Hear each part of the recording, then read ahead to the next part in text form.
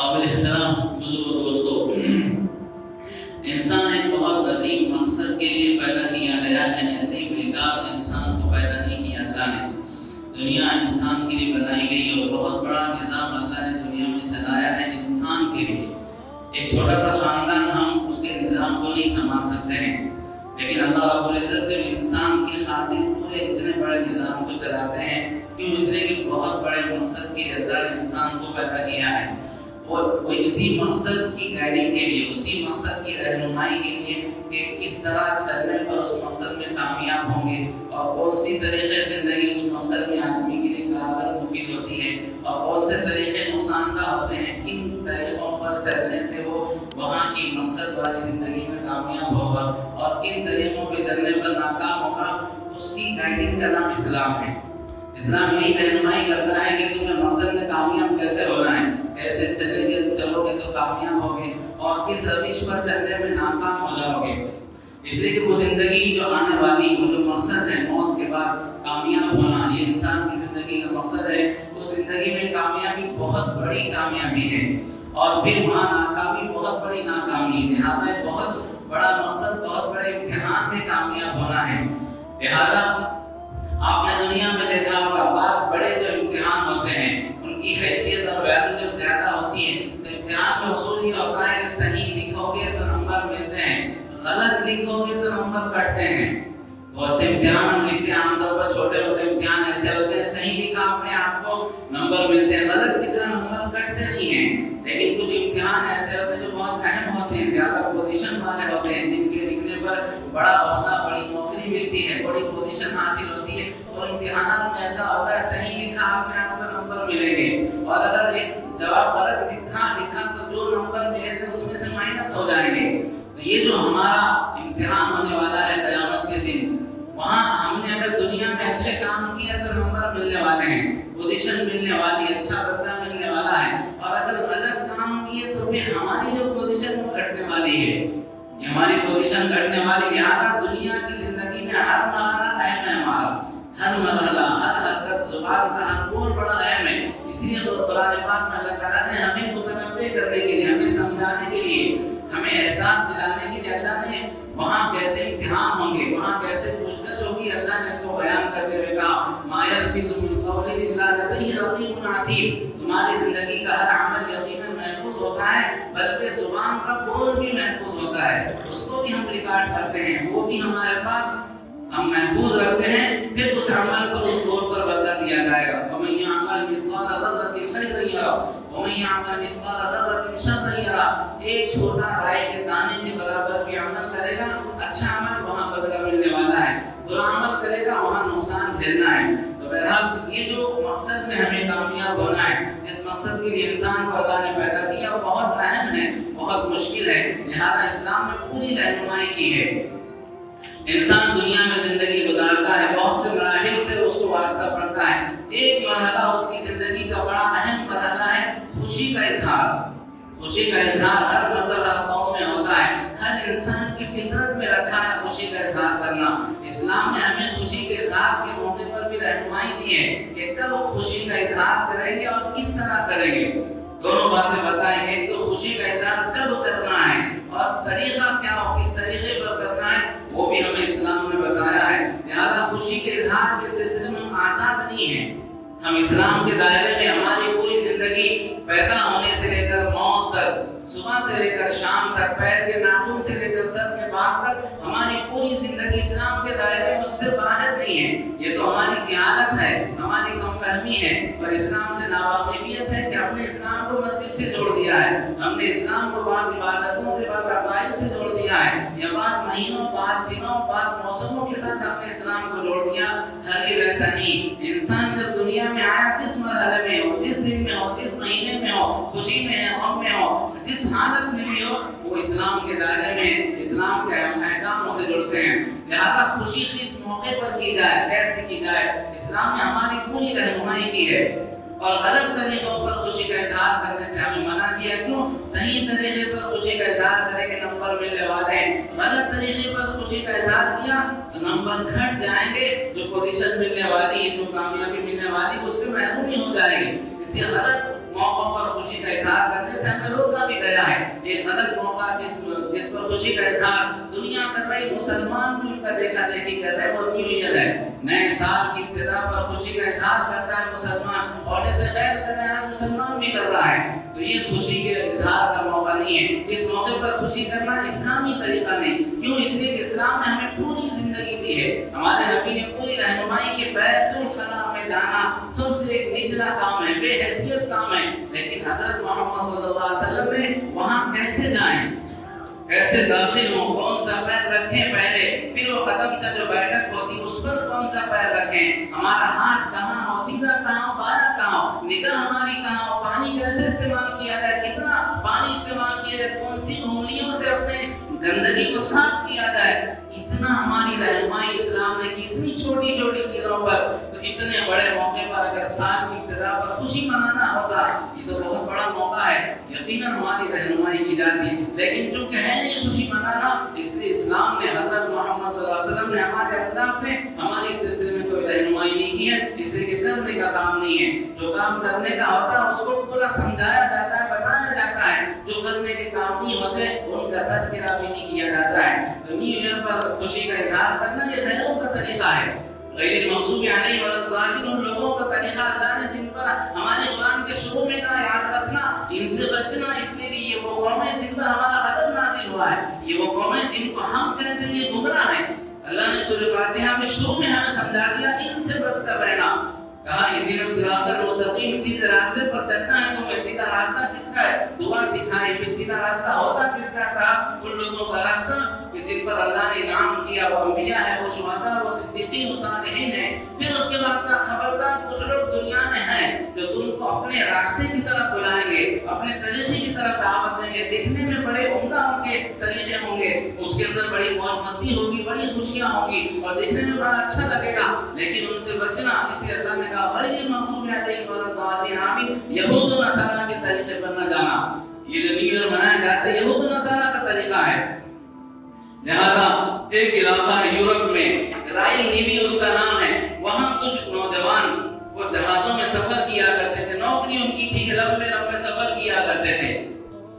اب جو لمبا سفر کرتا ہے، اپنے خاندان سے دور ہوتا ہے، تو اسے اس کا مزاج ذرا تھک جاتا ہے، تھکن بوریت ہو جاتی ہے، تو وہ سفر سے جب آتے، جب سب مل کر بیٹھتے تو ذرا اپنی بوریت و کہاٹ ختم کرنے کے لیے انہوں نے مختلف تقاریبات شروع کی، مختلف تقاریبات، موج مستی کی محفلیں قائم کی کہ ذرا وہ تھکن کو، اپنی کہاٹ ختم کریں، بوریت کو ختم کریں۔ اس کے لیے انہوں نے پہلے سالگرہیں منانا شروع کی، آپ کی سالگرہ، آپ کی سالگرہ، آپ کی سالگرہ، سب کے ختم ہو گئی۔ کہاں پہ بچوں کی سالگرہ مناتے ہیں، بچوں کی سالگرہیں منانا شروع کیا، خاندان مختلف لوگوں کی سالگرہیں منانا شروع کیا۔ وہ بھی جب ختم ہو گئی، لکھا ہے علماء نے اپنے جانوروں کی سالگرہیں منانا شروع کی، اس لیے کہ زندگی کی حقیقی لذت سے محروم ہے وہ۔ اسلام نے زندگی کی حقیقی لذت دی ہے، اسلام پر جو چلتا ہے اس کا گھر بھی جنت ہے، اس کا بازار بھی جنت ہے، وہ ہر مرحلے میں خوشی میں ہوتا ہے، اس کی زندگی موج مستی کی ہوتی ہے۔ لہٰذا ایک بڑے عالم دین جو اسلام پر چلتے تھے وہ یہ کہتے تھے، سفیان ثوری، اگر ان بادشاہوں کو، ان شہزادوں کو معلوم ہو جائے اسلام پر چلنے کی وجہ سے جو لذت اللہ نے ہمارے دلوں میں، ہمارے گھروں میں رکھی ہے، ہمارے دلوں میں جو چین سکون ہے، اگر ان کو معلوم ہو جائے یہ تلوار لے کر آ کر لڑیں گے، ہم سے وہ لذت حاصل کرنے کی کوشش کریں گے۔ اسلام میں اللہ نے لذت رکھی ہے، وہ چونکہ اسلام سے محروم اور حقیقی زندگی سے محروم، تو مختلف تقاریبات کے ذریعے سے لذت حاصل کرنے کے لیے سالگرہوں کا نظام بنایا۔ سب کی سالگرہیں ختم ہو گئی، جانوروں کی بھی ختم ہو گئی۔ اب وہ جو ایام چل رہے تھے ان کی بوریت ختم نہیں ہو رہی تھی۔ دسمبر کے آخری ایام تھے، دسمبر کا مہینہ ختم ہو رہا تھا، آخری ایام تھے، ان کے ذہن میں بات آئی چلو ایک اور ہم سالگرہ منا سکتے ہیں اور پوری دنیا میں پھیلا سکتے ہیں، وہ یہ کہ نئے سال کے اوپر ہم خوشی منائیں، نئے سال کے اوپر ہم خوشی منائیں۔ وہاں سے انہوں نے اس خوشی منانے کا کام شروع کیا اور سمندر کے علاقے میں پورے اکٹھا ہوئے اور خوشی منائی۔ پھر جب دوسرا سال آیا، اپنے جو سینئر آفیسر تھے ان سے کہا، انجینئر نے، نیچے کے ملازمین نے کہ صاحب ہم خوشی منانا چاہتے ہیں، ذرا آپ ہمارا ہیلپ کریں۔ اس نے پیسے لگائے، ناچ گانے والی عورتوں کو جمع کیا گیا۔ اس طرح نیو ایئر کی ابتدا پوری دنیا میں آج پھیل گئی ہے۔ اور یاد رکھنا جو کام انسانوں کے شروع کیے ہوئے ہوتے ہیں اور جو گمراہی کے کام ہوتے ہیں ان کی ابتدا اگرچہ چھوٹی ہو، ان کی ابتدا میں خرافات تھوڑے ہوں لیکن انتہا ان کی بڑی خراب ہوتی ہے. لہذا یہ غیروں کا طریقہ ہے، شیطان کے طریقے پر چلنے والوں نے شروع کیا. لہذا آج اس کا نتیجہ جانتے ہیں، سب سے زیادہ شراب نیو ایئر کے موقع پر بیچی خریدی جاتی ہے. اربوں ڈالر اتنا زیادہ پیسہ ضائع ہوتا ہے شراب کے پینے میں اور فحاشی میں ناچنے گانے والوں پر اربوں ڈالر میں کہ اس پیسے سے کئی ملکوں کا نظام اچھا کیا جا سکتا ہے، غربت دور کی جا سکتی ہے ملکوں کی. اتنا پیسہ ضائع ہوتا ہے. تو یہ نیو ایئر جو ہے نئے سال میں خوشی منانا ہمارا طریقہ نہیں ہے، ان کا ہے جن پر اللہ نے کہا یہ گمراہ ہیں، جن پر ہماری پھٹکار ہے. قیامت تک اللہ نے کہا کہ یہ گمراہ ہیں، ہماری رحمت سے محروم ہیں. لہذا ان کا طریقہ ایجاد کیا ہوا ہے لیکن مسلمان اس کو اپنا رہے ہیں. یاد رکھنا ہمارے نبی نے ہمیں تہذیب بھی سکھائی، ہمیں تمدن بھی دیا، کلچر بھی دیا ہے اور اسی کو مضبوطی سے پکڑنے کا حکم دیا ہے. اس سے ہٹنے سے آپ نے منع کیا ہے. جیسے نماز روزے میں کسی اور کے مذہب کے کسی عمل کو فالو نہیں کر سکتے ہیں، ان کے طریقے کو اپنی مسجد میں نہیں لا سکتے ہیں. اسی لیے آپ نے سنا ہوگا سترا جو ہوتا ہے، اگر آپ ایسی جگہ نماز پڑھ رہے ہیں جہاں سے کوئی گزر سکتا ہے آپ کے سامنے سے، سترا رکھنے کا حکم دیا ہے. کوئی لکڑی تقریباً 1 گز اتنی لمبی لکڑی ہو، 1 انگلی کی موٹی لکڑی ہو، اسے رکھ کر نماز پڑھنے کا حکم دیا. آج کل جیسے کرسی وغیرہ استعمال کرتے ہیں، اگر نماز پڑھ رہے ہیں سامنے سے لوگ گزریں تو کرسی سامنے رکھ دیتے ہیں تو اسے سترا کہتے ہیں. تو وہ جو سترا لکڑی اس کے رکھنے کے سلسلے میں اسلام نے حکم دیا ہے اپنے بالکل سین میں سترا نہ رکھنا، بالکل ناک کے سامنے سین میں سترا نہ رکھنا، کیوں اس لیے کہ دیکھنے میں شاید کوئی یہ سمجھ جائے دیکھ کر یہ سترے کی عبادت کر رہا ہے. جیسے لوگ بتوں کی عبادت کرتے ہیں، جیسے لوگ دنیا میں بہت سی چیزوں کو معبود و خدا بناتے ہیں. تم نے اگر سترا رکھنا ہے نماز اپنی درست کرنے کے لیے لیکن سین پر رکھو گے، دیکھنے والا یہ سمجھے گا کہ یہ سترے کی عبادت کر رہا ہے. ذرا بازو ہٹا کر رکھو، اسے بالکل سین میں نہ رکھو، بازو رکھو. تو ہمارا قرآن اگر سامنے سجدہ کرنے سے منع کیا گیا ہے، کوئی نماز پڑھ رہا ہے جو سجدے تلاوت کے موقع پر سجدے کے لیے سجدے میں جھک رہا ہے، اگر بالکل سین میں قرآن ہے تو بازو ہٹا کر سجدہ کرنے کا حکم ہے. کیوں؟ اس لیے کہ اس کی نیت قرآن کو سجدہ کرنے کی نہیں ہے، لیکن دکھنے میں کوئی ہمارا عمل غیروں کی طرح نہ ہو، یہ کسی اور کو پوج رہا ہے. اتنا ہمارے نبی نے، ہماری شریعت نے ہمیں اتنا محتاط زندگی گزارنے کا حکم دیا ہے مگر ہم آزاد ہو گئے. اسلام آزادی کی مخالفت کر، ایسی آزادی جس میں شیطان کے طریقے پر چلا جائے، اسلام اس کی بالکل گنجائش نہیں دیتا ہے. حضور صلی اللہ علیہ وسلم نے ایک صحابی کے ہاتھ میں فارسی کمان دیکھی، کمان ہوتی ہے جیسے تیر چلاتے ہیں، فارسی کمان دیکھی حضور علیہ السلام نے، تو ان کی ہاتھ سے کمان لے کر پھینکا تھا. عرب کی کمان لو، فارسیوں عجمیوں کی اور مشرکین کی کمان کیوں لیتے ہو؟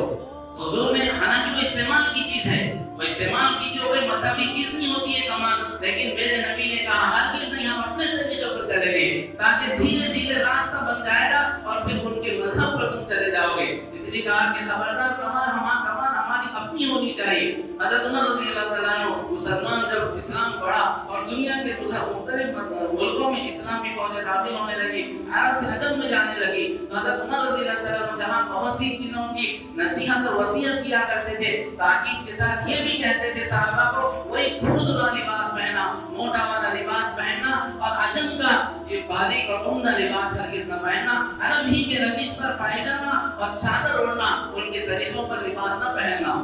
اور ان کے جو لوگ ہمارے اسلامی مذہب میں آ کر رہتے تھے، حضرت عمر رضی اللہ تعالیٰ عنہ نے ان کے لیے قانون بنایا تھا، بالکل رہو، پورا امن ہے، پوری عزت ہے، پوری راحت ہے، ہر طرح تم کو فیسلٹیز دیے جائیں گے، پوری عزت کی جائے گی، پورا اہتمام کیا جائے گا، جس طرح رہ سکتے رہو، لیکن ہمارے کلچر کے قریب نہیں آنا.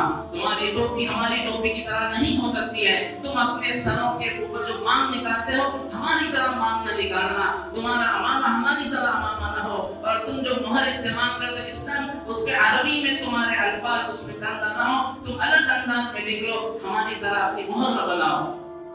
اتنا حضرت عمر رضی اللہ عنہ نے یہ کیوں رکھا؟ اس لیے رکھا ہے کہ ممتاز رہیں، ورنہ دھیرے دھیرے ان کی تہذیب کو اپنا لیں گے. وہی ہوا ہے، دھیرے دھیرے راستہ دیا گیا، ان کی تہذیب کو اتنا اپنایا کہ اگر مسلمان مسجد سے نماز پڑھ کر نکلتا ہے اسے ہم کبھی سلام نہیں کر پاتے، اس لیے کہ مسلمان ہے کہ غیر ہے، پہچان نہیں ہو پاتی ہے۔ مسجد سے نکلا ہے نماز پڑھ کر، لیکن کوئی علامت نہیں ہے، کوئی ٹوپی اس کے اوپر اسلامی طریقے پر نہیں، لباس اسلامی طریقے پر نہ رہا، چہرہ اسلامی طریقے پر اس کا نہ رہا، اگر دونوں کو کھڑا کیے جائے مسلم اور غیر کو پہچان نہیں سکتے۔ کیوں؟ اس لیے کہ موقع ہم نے دیا، ہم نے اسے برا نہ سمجھا، کر سکتے صاحب کیا برا ہے، اتنا آگے نکل گئے، اتنا آگے نکل گئے، نام بھی اب باقی نہ رہا، نام بھی باقی نہ، پہلے سے نام سے تو بھی کم سے کم امتیاز ہوتا تھا، اب نام بھی باقی نہیں ہے، نام بھی ان کی طریقے ان کے طریقوں پر ہم رکھتے ہیں۔ اس لیے بہرحال ہمارے نبی صلی اللہ علیہ وسلم نے، ہمارے دین میں صحابہ نے اس کو بہت مضبوطی سے تھاما ہے۔ یہ کوئی بری بات نہیں ہے، ہر ادارے کا اور ہر اسکول کا ایک یونیفارم ہوتا ہے، ایک لباس ہوتا ہے، ان کی اپنی پہچان ہوتی ہے، اس کے خلاف وہ کسی کو اندر آنے انٹری نہیں دیتے ہیں۔ ان کے کلر کا آپ کو پہننا پڑے گا، ان کے کلر کی کیپ آپ کو لگانی پڑے گی، جوتا ان کے کلر ان کی مرضی کے مطابق ہوگا، ٹائی پر لکیریں ان کی ان کے کلر ان کی مرضی کے مطابق ہوگی، تو پھر آپ آ سکتے ورنہ نہیں آ سکتے ہیں۔ ایسے اسلام نے ایک امتیاز رکھا ہے۔ حضرت سلمان فارسی رضی اللہ تعالیٰ عنہ، کتنا صحابہ نے اس کو مضبوطی سے تھاما ہے۔ ہم صرف نماز روزے کو سمجھتے ہیں، یہ کرنے کی چیزیں، لباس جیسے چاہے پہن لیں، تہذیب اور کلچر جو چاہے استعمال کرنے، اصل دل ہے، یقیناً دل ہے، مگر ظاہر کا انسان کے دل پر اثر پڑتا ہے۔ یہ تو آج سائنس بھی مانتی ہے۔ اکثر ہم کہتے ہیں کسی لڑکے کو آپ کرتا پائجامہ پہنا ہے، صدری پہنا ہے، ٹوپی اور امامہ اس کو لگائیں، اسے چھوڑیں، دیکھیں اس کا اسٹائل کیا ہوتا ہے، اس کے بیٹھنے کا انداز دیکھیں، چلنے کا انداز دیکھیں، اٹھنے کا، اس کے دیکھنے کا آپ انداز دیکھیں، اس کے بعد اسی بچے کو آپ بلائیں، اس کو کرتا پائجامہ اتار کر سوٹ پہنائیں، اسے کیپ لگائیں اور پھر اچھا سا بیلٹ لگائیں اور پھر آپ اس کو چھوڑیں، دیکھیں وہ کیسا چلے گا۔ زمین آسمان کا فرق ہوگا، کیوں؟ اس لیے کہ ظاہر باطن پر اثر کرتا ہے، ظاہر باطن پر اثر کرتا ہے۔ موز اگر کوئی بیچے بغیر چھلکے نکال کر، صرف گودا اگر بیچے، کوئی لیتا ہے؟ اس نے تو ہمارا ہیلپ کیا نا صاحب، چھلکے نکال دیے، وہ تو چھلکے نکال کر پھینکنے کی چیز ہے، تو پھر کیوں نہیں لیتے صاحب؟ صحیح بات ہے، گودا ہی اصل ہے، لیکن چھلکا بھی ضروری ہے، ورنہ اس کا اصل اندر کا گودا خراب ہوگا اگر چھلکا اگر نہیں ہوگا۔ تو اس لیے ظاہر بہت ضروری ہے۔ حضرت سلمان فارسی رضی اللہ تعالیٰ عنہ ایک مرتبہ وفد بن کر کسی علاقے میں گئے، وہاں سے ایک بندہ آیا، گفتگو ہو رہی تھی، حضرت سلمان فارسی رضی اللہ تعالیٰ عنہ عربی میں گفتگو کر رہے تھے، مترجم جو ہوتا ہے ترجمہ کرنے والا، وہ ترجمہ کر کے ان کے کلمات کو اس سامنے والے کی زبان میں منتقل کر کے پیش کر رہا تھا، پھر وہ اپنی زبان میں کچھ جواب دیتا، پھر وہ جو بیچ میں مترجم تھے وہ ترجمہ عربی میں کر کے سلمان فارسی کو سناتے تھے۔ اس طرح جو ہے وہ ترجمہ ہو رہا تھا۔ اس ترجمہ کرنے والے نے ایک جگہ غلطی کر دی، حضرت سلمان فارسی نے اس کو ٹوکا اور پھر اس کی زبان میں گفتگو کر کے کہا، یہ عربی میں تم نے عربی لفظ کا یہ ترجمہ کیا، یہ نہیں یہ ہے، اس کو سمجھایا۔ سامنے والے نے کہا، صاحب آپ کو ہماری زبان آتی ہے، پھر عربی میں آپ ڈائریکٹ عربی میں کیوں بات کرتے ہیں؟ میری زبان میں ڈائریکٹ بات کریں، آپ کو تو عربی کے علاوہ ہماری بھی زبان آتی ہے، آپ کیوں بیچ میں آپ نے مترجم کو رکھا ہے، ترجمہ کرنے والے کو؟ آپ ڈائریکٹ مجھ سے میری زبان میں بات کر سکتے۔ کہا اگر ہم نے تیری زبان میں بات کیا اور اپنے نبی کی عربی چھوڑی تو پھر ہم میں تیرے میں فرق کیا ہوگا؟ ہمارے نبی نے ہم کو کلچر اور تہذیب دی ہے، یہ بھی سکھایا، ہم اپنے کلچر تہذیب کو نہیں چھوڑ سکتے، لہذا عربی زبان کو چھوڑ کر اگر جگہ تیری زبان آتی ہے اس میں گفتگو کرنا پسند نہیں کرتے ہیں۔ اسی لیے اتنے مضبوط تھے وہ، اسی لیے شیطان ہمت ہار گیا تھا، اس نے اپنے چہروں سے کہا تھا ان صحابہ کو ہم گمراہ نہیں کر سکتے ہیں۔ شیطان نے اپنے چہروں سے کہا تھا، بہت کوشش کی گمراہ کرانے کی، لیکن تھک گئے تو شیطان نے کہا چھوڑ دو، ان کو گمراہ نہیں کر سکتے، بہت مضبوط ہیں اپنے عقیدے میں، ایمان میں، تہذیب میں، کلچر میں، ان کو گمراہ نہیں کر سکتے، ان کے بعد میں آنے والوں کو دیکھ لیں گے۔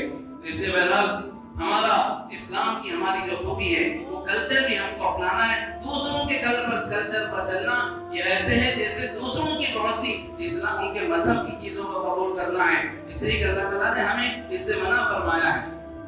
اور پھر سال جب ختم ہوتا ہے، نیا سال شروع ہوتا ہے، اس میں خوشی منانے کی وجہ کیا ہے؟ آخر کوئی سمجھنے کی، اپنی عقل میں لگانے کی چیز ہے، خوشی کیوں منا رہے ہیں؟ ایک ہی منٹ پر 11:59 ہوتے ہیں لائٹ بند ہوتی ہے، 12 بجتے ہی جو شور ہو جاتا ہے، ہوا کیا آخر؟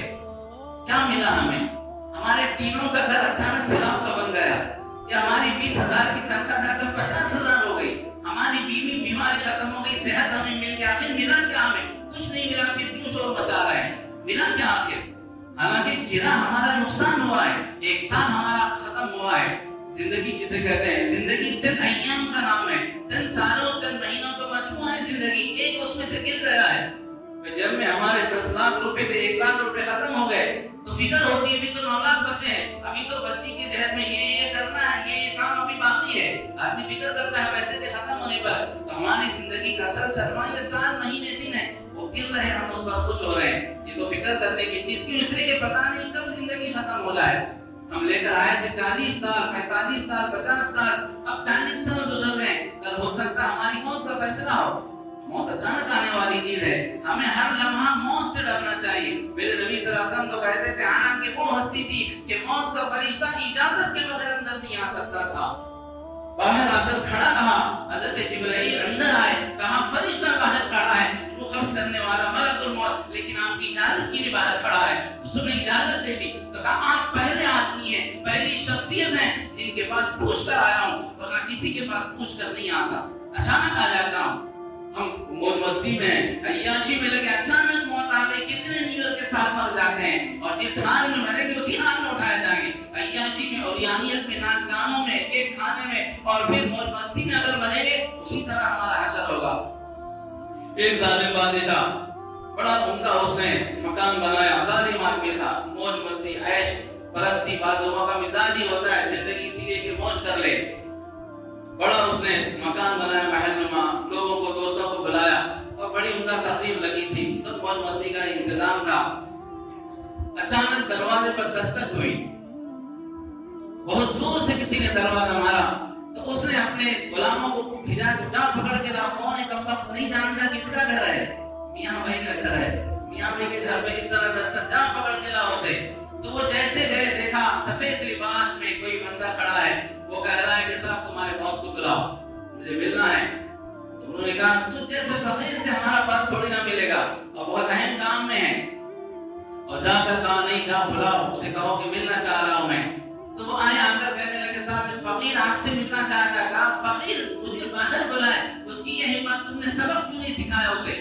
ابھی گفتگو ہو ہی رہی تھی کہ دبا کے زور سے دروازہ مارا۔ اس نے کہا جاؤ اسے سبق سکھا کر آؤ۔ دوڑے دوڑے آئے، کہا کمبخت کون ہے آپ، اس طرح دروازہ بجا رہے ہیں، نہیں جانتے کس کا مکان ہے؟ کہا جانتا ہوں۔ کہا تمہارے آقا سے کہہ دو میں موت کا فرشتہ ہوں، وہ قبض کرنے کے لیے آیا ہوں، اور جب آتا ہوں اجازت کے بغیر آتا ہوں۔ جب سامنے حاضر ہوا اور وہ کارندے آ کر، غلام آ کر بھاگ کر کہنے لگے صاحب، وہ کہتا موت کا فرشتہ ہے، نیچے گر گیا اور بھیک مانگنے لگا، کہنے لگا تھوڑا سا وقت دے دو، مال کا حساب کر لوں، کچھ آخرت کا ذخیرہ کر لوں۔ کہا اب نہیں، جتنا وقت دے رہا تھا ختم ہو گیا ہے، ٹائم اب نہیں دیا جا سکتا ہے، لہذا سال ہمارا گنا، ہمیں ڈرنے کی بات ہے، ہمیں افسوس کرنے کی چیز ہے کہ ہم نے آخر کیا کیا، کہیں ہماری زندگی کا آخری سال تو نہ ہو، آخری ایام میں تو ہم نہ ہو۔ ایک مسجد سے اعلان ہوا کہ ظہر میں جنازہ ہوگا، لوگ آئے جنازے میں شرکت کے ارادے سے، دیکھا کہ 2 جنازے ہیں۔ لوگوں نے پوچھا صاحب ایک جنازے کا اعلان ہوا، دوسرا کس کا ہے؟ تو کہا لوگوں نے جس نے اعلان کیا تھا اس کا جنازہ ہے،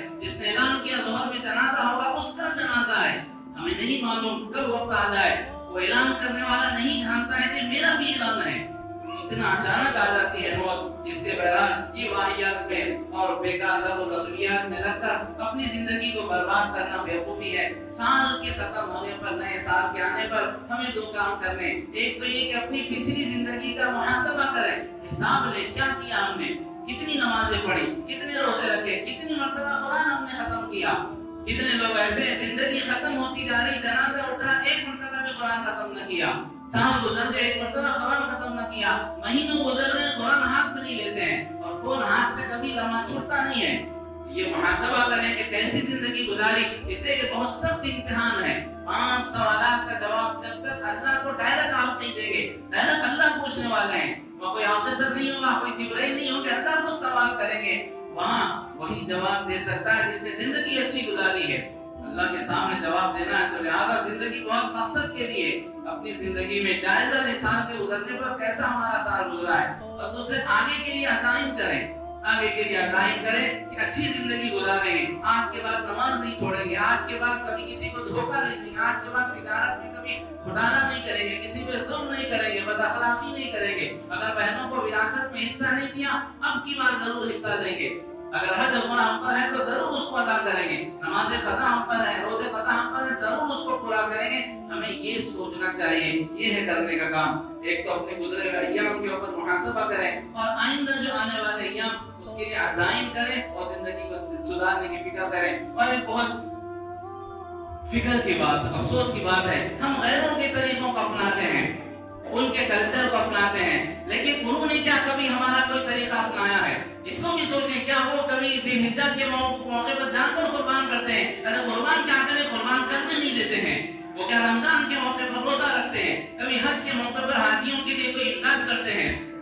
اور کبھی شب قدر ہماری ہوتی ہے تو اسے کبھی نائٹ ڈے کے موقع پر مناتے ہیں، شب برات نائٹ، شب قدر نائٹ، ایسا کوئی مناتا ہے؟ کوئی نہیں مناتا ہے۔ ہم ان کے ہر کلچر کو اپنا رہے ہیں، ان کی دیوالی کو اپناتے، اتنا بڑا ہمارا سینہ ہے، اتنا بڑا وسیع ہمارا دل ہے کہ ان کی دیوالی کو اپناتے ہیں، ان کی ہولی کو اپناتے ہیں، ان کے سالگرہ کے رسومات کو اپنا رہے ہیں، اور ہماری کوئی تہذیب کو ماننے کے لیے تیار نہیں، بلکہ ہماری اذان ان کو اچھی نہیں لگتی ہے، ہماری نماز ان کو اچھی نہیں لگتی ہے، ہمارا مسجدوں کا ہونا محلوں میں پسند نہیں آ رہا ہے، اور ہم ان کے ہر غلط طریقے کو اپنا رہے ہیں۔ یہ تو ڈوب مرنے کی بات ہے، یہ تو بے غیرتی، بے حسی کی بات ہے کہ وہ دشمن ہمارے کسی کلچر اور کسی تہذیب کو پسند نہیں کرتا ہے، ہمارا نام ان کو اچھا نہیں لگتا ہے، ہماری داڑھی ان کو چبھتی ہے، ہمارا مسلمان آدمی ان کے محلوں میں جانا ان کو برداشت نہیں ہے، ہم ان کی ہر چیز اپنے گھر میں لا رہے ہیں، اپنے بچوں کو اسی طریقے پر پرورش کر کے ہم ناز کر رہے ہیں اور سمجھتے ہیں ہم نے بڑا کارنامہ کر دیا، اس سے بڑی بیوقوفی اور کیا ہو سکتی ہے۔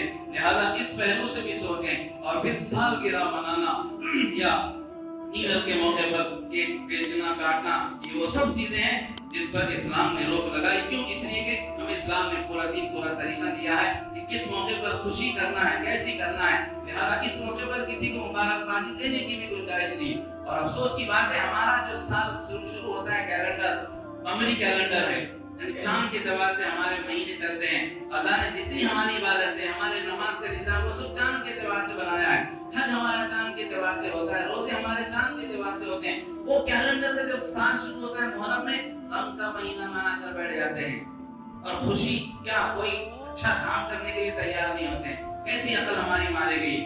اور پھر دوسروں کے سال جب شروع ہوتا ہے اس پر خوشیاں مناتے ہیں۔ ہمارے سال کی ابتدا یہ ہجری سے ہوتی ہے، محرم کے مہینے سے ہوتی ہے، وہاں سے ہمارے سال کی ابتدا رکھی گئی۔ حضور صلی اللہ علیہ وسلم نے ہجرت جس دن کی، وہاں پہلا دن اس کو مانا گیا ہے۔ حضرت عمر رضی اللہ عنہ کے دور میں مشورہ کیا گیا کہ عیسائیوں کا کیلنڈر ہے، مسلمانوں کا کوئی مستقل کیلنڈر نہیں تھا، ہمارا کیلنڈر بنایا جائے، کس کو ہم بیس بنا کر اپنا کیلنڈر بنائیں؟ لوگوں نے مختلف رائے دی۔ حضرت علی سے حضرت عمر نے پوچھا، اور حضرت علی اکثر رائے قبول کیا کرتے تھے رضی اللہ عنہ، کہا آپ کہو کیا کہتے ہیں؟ کہا میری یہ رائے ہے کہ ہجرت سے ہمارے سال کی ابتدا ہمارا کیلنڈر شروع کیا جائے۔ کیوں؟ بعد میں حضرت عمر نے خود کہا، حضرت علی نے بھی کہا کہ حق و باطل کا فیصلہ ہجرت سے ہوتا ہے۔ ہمارے کیلنڈر کی ابتدا میں حق و باطل کو مد نظر رکھا گیا ہے، لیکن نہ حق کو اپنانا چاہتے ہیں نہ باطل سے دور رہنا چاہتے ہیں، تو وہاں سے ہمارے کیلنڈر کی ابتدا ہوئی ہے، اس کو بھی یاد رکھنا چاہیے، وہ تاریخ استعمال کرنی چاہیے، فرض کفایہ ہے اس تاریخ کو، اس کیلنڈر کو استعمال کرنا۔ لیکن بڑے افسوس کی بات ہے، یہ بچہ ہماری تاریخ بول دیتا ہے، یو کے جی کے بچے آپ پوچھ رہے کیا تاریخ بول دیں گے؟ ہمارے گھر کے بچوں میں ہم نے دیکھا ہے تاریخ بول دیتے ہیں بچے، اور قمری تاریخ کیا ہے، رجب کی کیا تاریخ، جمادی ثانی کی کیا تاریخ ہے، بڑے سے بڑا بھی نہیں بول پاتا ہے۔ اس لیے بہت افسوس کی بات ہے، وہ روش اس طریقے کو اپنائیں جو اسلامی طریقہ ہے۔ اللہ تعالیٰ ہم سب کو عمل کی توفیق عطا فرمائے۔